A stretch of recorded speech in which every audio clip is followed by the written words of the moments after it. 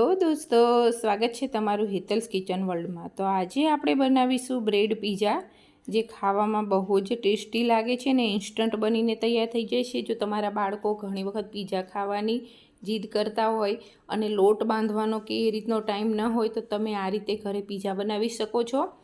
આ ઇન્સ્ટન્ટ બનીને તૈયાર થઈ જાય છે અને ટેસ્ટી પણ બહુ લાગે છે અને ઝડપથી બને છે અને ખાવામાં બાળકોને પણ બહુ જ ભાવશે। અને જો તમે તમારા બાળકોને લંચ બોક્સમાં આપવા માંગતા હોય તો સવારે સ્કૂલે જતી વખતે તમારે બનાવવું હોય તો લંચ બોક્સ માટે પણ બનાવી શકાય છે અને બાળકો પણ ખુશ થઈ જાય છે। અને ઘરમાં સાંજે પછી તમને નાની મોટી ભૂખ લાગી હોય ને આ રીતે તમે પીઝા બનાવવા હોય તો પણ બનાવી શકાય છે અને આનો ટેસ્ટ એકદમ પીઝા જેવો જ આવે છે। અને આપ જોઈ શકો છો કે એકદમ સરસ વેજીટેબલ્સથી ભરપૂર બનેલા છે અને ઇન્સ્ટન્ટ બનીને તૈયાર થઈ જાય છે। તો આજે આપણે બનાવીશું બ્રેડ પીઝા। તો ચાલો આપણે બનાવીએ બ્રેડ પીઝા। તો બ્રેડ પીઝા બનાવવા માટે મેં ટમેટાં, લીલા મરચાં, બાફેલી મકાઈ, ડુંગળી, capsicum, pizza sauce, cheese, oregano, pizza seasoning, chilli flakes, bread, tomato ketchup, mayonnaise cheese લીધી છે અને બટર લઈ લીધું છે મેં। તો ચાલો આપણે બ્રેડ પીઝા બનાવીએ। એના માટે સૌથી પહેલાં મેં 2 બ્રેડ લઈ લીધેલી છે। એની અંદર આપણે થોડો ટોમેટો કેચઅપ એડ કરીશું અને 1 ચમચી પીઝા સોસ જે આવે છે એ એડ કરીશું। જો તમારે વધારે તીખું જોઈતું હોય તો તમે વધારે લઈ શકો છો। મેં 1 ચમચી લીધું છે તો બંનેમાં આપણે 1 ચમચી પીઝા સોસ એડ કરીશું અને આની અંદર આપણે મેયોનીઝ ચીઝ એડ કરીશું। જો તમારી પાસે ન હોય તો તમે સ્કીપ કરી શકો છો। એકલો ટમેટો કેચઅપ અને પીઝા સોસથી પણ બનાવી શકો છો। મારી પાસે છે તો મેં મેયોનીઝ ચીઝ એડ કરી છે। તો હવે આપણે બંનેમાં મેયોનીઝ ચીઝ એડ કરીશું અને પછી આપણે આને ચમચીની મદદથી સરખી રીતે મિક્સ કરી અને બ્રેડ પર લગાવી દેવાનું છે।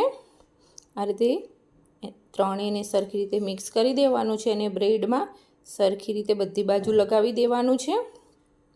આ રીતે હવે આપણે બીજી બ્રેડમાં પણ એ રીતે મિક્સ કરીને લગાવી દઈશું। પીઝા સોસ મેં ઘરે બનાવીને રાખેલો છે। તમારી પાસે જો ઘરે બનાવેલો ન હોય તો માર્કેટમાં તૈયાર મળે છે, એ પણ તમે લઈ શકો છો। હવે આપણે આની ઉપર જે ચેડાર ચીઝ આવે છે એ મેં લઈ લીધી છે। તમારી પાસે પ્રોસેસ ચીઝ હોય તો એ પણ ચાલે। તો હું હવે બંને બ્રેડની ઉપર ચેડાર ચીઝ આવે છે એ સ્પ્રિંકલ કરી દઈશ। આ રીતે થોડી થોડી આપણે એમાં એડ કરી દઈશું। હવે આપણે આની ઉપર બધા વેજીટેબલ્સ એડ કરવાના છે। એક એક કરીને બધા વેજીટેબલ્સ આપણે આની અંદર એડ કરીશું। આની અંદર ચીઝનો થોડો વધારે ઉપયોગ થાય છે। તો સૌથી પહેલાં આપણે ઝીણા કટ કરેલા કેપ્સિકમ લઈ લઈશું। તમે તમારી ચોઈસ પ્રમાણે વેજીટેબલ્સ ઓછા વધારે કરી શકો છો। જો બાળકો ન ખાતા હોય તો તમે કેપ્સિકમને સ્કીપ પણ કરી શકો છો, પણ એકદમ ઝીણા ઝીણા કટ કરીને લેવાના છે જેથી કરીને આપણા વેજીટેબલ્સ બધા ચડી પણ જાય। તો મેં કેપ્સિકમ એડ કરી દીધા છે। હવે ઝીણા કટ કરીને રાખેલા ટમેટાં એડ કરી દઈશું। ટમેટામાંથી જે બીનો ભાગ આવે છે એ મેં કાઢી લીધેલો છે, પછી મેં ઝીણા કટ કર્યા છે કારણ કે બીવાળો ભાગ આપણે સાથે કટ કરીશું તો આપણી બ્રેડ એકદમ પોચી થઈ જશે, એટલે એ ભાગ કાઢી લેવાનો છે। તો આપણે હવે ટમેટાં એડ કરી દીધા છે અને હવે આપણે એની ઉપર બાફીને રાખેલી મકાઈ એડ કરીશું। આ બધા જ વેજીટેબલ્સ ઓપ્શનલ છે। તમારા બાળકો જે ન ખાતા હોય એ તમે સ્કીપ કરવાના। મેં મરચાં કટ કરીને રાખ્યા છે પણ હું એ એડ નથી કરતી કારણ કે બાળકો માટે બનાવું છું એટલા માટે એ અમારામાં હું એડ કરીશ। હવે એકદમ ઝીણી કટ કરીને રાખેલી ડુંગળી એડ કરી દઈશું। આપણે એકદમ ઝીણી ઝીણી એક સ્લાઇસ કરેલી છે મેં, એ ડુંગળીને આપણે એડ કરી દઈશું।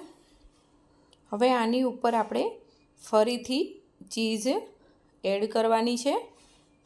આ વખતે આની ઉપર જો તમારે આ વખતે ઉપર જે પ્રોસેસ ચીઝ આવે છે એ છીણીને એડ કરવી હોય તો એ પણ તમે કરી શકો છો। હું આ ચીઝનો જ ઉપયોગ કરવાની છું। તો હવે એ ચીઝ આપણે એડ કરી દીધી છે। હવે સૌથી પહેલાં આપણે આની ઉપર ઓરેગાનો સ્પ્રિંકલ કરી દેવાનો છે। આ રીતે થોડો થોડો આપણે ઓરેગાનો એડ કરી દઈશું। હવે એની ઉપર આપણે ચીલી ફ્લેક્સ એડ કરવાનું છે। તમે તમારા ચોઈસ પ્રમાણે વધારે ઓછું ચીલી ફ્લેક્સ કરી શકો છો। હવે આની ઉપર આપણે પીઝા સિઝનિંગ આવે છે એ એડ કરી દઈશું। તો હું પીઝા સિઝનિંગ એડ કરી દઈશ આની ઉપર,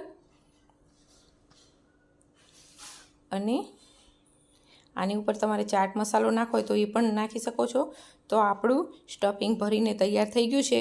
તો હવે આપણે આને તવા ઉપર શેકી લઈશું। તો મેં એક તવો લઈ લીધેલો છે, એ મેં ગેસ ચાલુ કરીને ગરમ કરી લીધો છે। તો હવે હું એની ઉપર બટર આવે છે એ બટર એડ કરી દઈશ, અને બટરને સારી રીતે તવા ઉપર લગાવી લેવાનું છે। આપણે બટરમાં શેકવાની છે।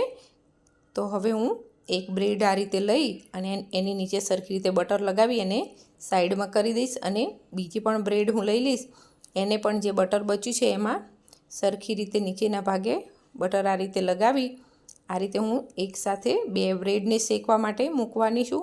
તો આ રીતે આપણે બટર લગાવી અને એકદમ ધીમા ગેસે ઢાંકીને ચડવા દેવાની છે 5 મિનિટ માટે। તો 5 મિનિટ પછી ચડવા દેવાની છે, અને વચ્ચે આ રીતે પલટાવતું રહેવાનું છે, કારણ કે વચ્ચેના ભાગે હીટ વધારે હોય તો વચ્ચે ચડી જાય ને આજુબાજુમાં કાચી ના રહે, એટલા માટે આ રીતે પલટાવી લેવાનું। અને 5 મિનિટ પછી આપણે જોઈ લઈશું કે આપણી ચીઝ એકદમ સરસ મેલ્ટ થઈ ગઈ છે, અને એકદમ ગરમ ગરમ નીચેથી બ્રેડ પણ આપણી ક્રિસ્પી થઈ ગઈ છે। તો હવે આપણે એને થાળીની અંદર લઈ લઈશું। તો આપણા બ્રેડ પીઝા બનીને તૈયાર થઈ ગયા છે। આ રીતે જ હું બધા જ આ રીતે બનાવીને તૈયાર કરી દઈશ। તો બીજું પણ મેં બનવા મૂકી દીધું છે, અને જે બનીને તૈયાર થઈ ગયું છે એને આપણે હવે આ રીતે કટ કરી લઈશું। તો આપ જોઈ શકો છો કે એકદમ ઇન્સ્ટન્ટ બનીને આપણા બ્રેડ પીઝા તૈયાર થઈ ગયા છે। જોઈને એકદમ મોઢામાં પાણી આવી જાય એવા બનીને તૈયાર થઈ ગયા છે। જો તમને મારી આ રેસીપી પસંદ આવી હોય તો મારી ચેનલને લાઇક કરજો, શેર કરજો અને સબસ્ક્રાઈબ કરજો, અને બાજુમાં આવેલા બેલ આઇકનને ક્લિક કરજો, જેથી કરી મારા આવનારા હર નવા વિડીયોનું નોટિફિકેશન તમને મળતું રહે, અને આવી અવનવી રેસીપી પણ તમને જોવા મળે। અને તમને મારી આ રેસીપી કેવી લાગી એ કોમેન્ટ બોક્સમાં જરૂરથી બતાવજો, અને તમે બીજી નવી કઈ રેસીપી શીખવા માગો છો એ પણ તમે કોમેન્ટ બોક્સમાં બતાવી શકો છો।